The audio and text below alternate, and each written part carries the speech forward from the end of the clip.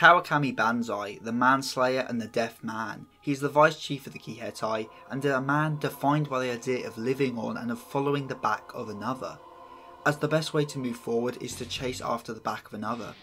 If you find yourself entertained at any point during the video, then consider liking, subscribing and ringing that bell, as I cannot explain to you how much such a small action can do for this channel. Also, if you want to support me further, check out my books on Amazon.com. Anyway, on with the video. Banzai, as said before, is the de facto Vice Chief of the Kihetai, and out of all the members he is the closest to Takasugi and stands nearest his side.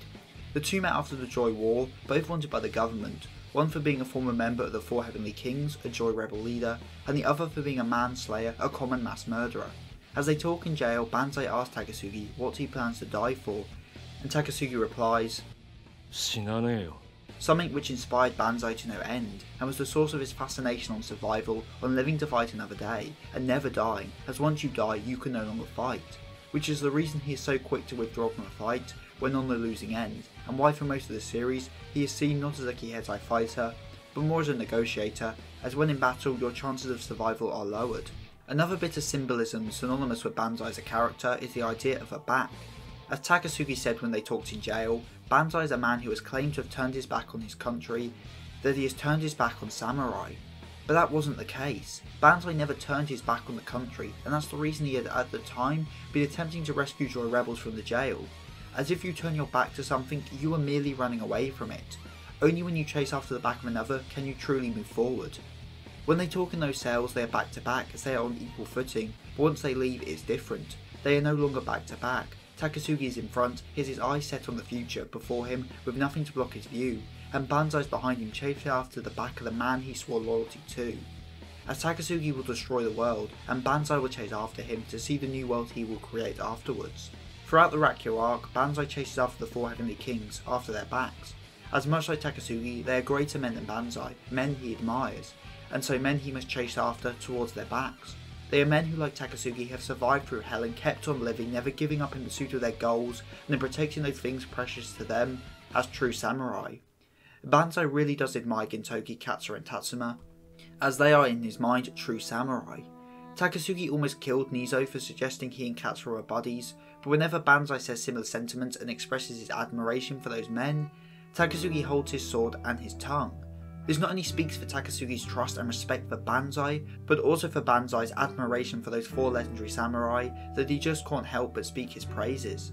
As Gintoki is someone he truly was amazed by, a samurai with a soul that sounded like jazz, no, like a drunkard's humming, as Banzai can hear the sound of someone's soul, which is what makes him such a good judge of character, and those four men he admires that he has judged as true samurai are exactly that, those with a soul not like any other, those with a true samurai soul. A silver soul in the case of the user of the Perm no Mi. As strangely enough, music is a big part of Banzai's design and his character, as music is a flowing thing, like a river. It follows a path, though it's one with troughs and peaks, and that is exactly what Banzai is like. He follows a path, the path laid out before him by Takasugi, but it's never smooth and never the same, as life, like music, is unpredictable. Banzai's gag of taking everything literally, even jokes, may also tie into this idea of music and Banzai hearing the sound of someone's soul, as he is able to hear right through people and listen to their soul itself. Superfluous information and context are irrelevant to him as he listens to the very core of someone, their soul, their true nature, and so does not understand jokes as he is too focused on the core of what is said, which may also explain why he wears headphones and often doesn't hear what people tell him, as again he is listening to what's important, not the fluff around the edges, and as such blocks out those unnecessary sounds and only listens to what is truly important. He also happens to be Sue's music producer who writes her songs for her, which honestly is a really weird left field thing that Sorachi Sensei just kind of forgets about. However, I guess it does still relate to his overall character arc, as he's basically one of the sole reasons for her success, for her future in the music industry. However, due to his, criminal nature, he does so from the shadows, watching her back from behind from the shadows, linking back in with the idea of backs. And I guess since he's motivated by the future and what people will do in the end, this also lines up with Sue becoming a big shot and making a future for herself and the world of music. But honestly, this whole being a music producer angle of his character doesn't really link up with anything else at the end of the day.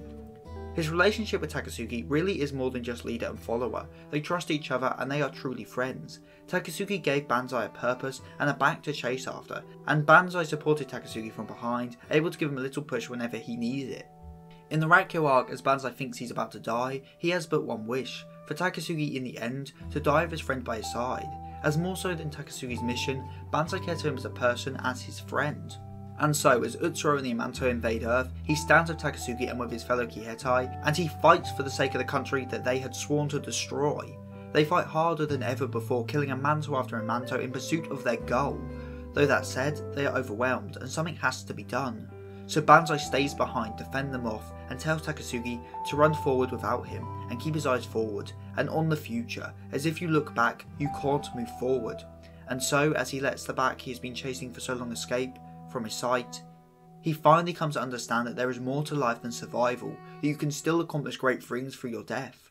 Which is what Banzai does. He dies so that Takasugi can live on, so the man who inspired him can do the great things he said he would do, so that Takasugi would honour his words and not die. So Banzai for the first time ignores the fact he has lost and fights the bitter end, and as he's about to fall, who does he see by his side? Nizo and the rest of the fallen members of the Kihetai, as he finally understood that even after death, you can still fight and still accomplish great things. His previous beliefs that you had to survive to live to fight another day were shattered, as fighting alongside him were those who did not survive, who did not live to fight another day. And although they were dead, they still gave him power and showed that even in death, you can help those you care for and you can do great things. And with his death, Banzai does just that. He detonates 3 grenades and in a blaze of glory with a roaring but beautiful boom, he gave up his life to defeat the enemies that pointed their guns at his friend, at Takasugi, the man who inspired him. As in that moment, Banzai truly, more than any other time, understood the greatness of the man he followed. He died so that Takasugi could keep his promise and live, survive to do great things. As even if in the end Banzai lost sight of Takasugi's back, the back he swore to always follow, he still did great things, and in the end he was a true samurai, honouring their Bushido, and protecting the person who he cared for most. As a true samurai is, and always has been, a person who protects those things most dear to them, with all their strength. Comment of the week comes from Zaya Talks, and I'm so glad the effort I put in really shows, and the support is always appreciated. If you have any opinions on Banzai or Gintama as a whole, then tell me in the comment section down below. And if you have a suggestion for a future video, then again the comment section is funny enough down below. Also don't forget to check out my Twitter at SethTheSin for channel updates and just general chatter, and my DMs are always open if you want to chat to me directly. And if you want to support me further, then check out both of my books, Gang Fluid Justice and People of Fate Volume 1, available at Amazon.com. So with all that said and done, I've been SethTheSin, the Deadly Sin of Geek, and I'm signing out. Stay safe, everyone.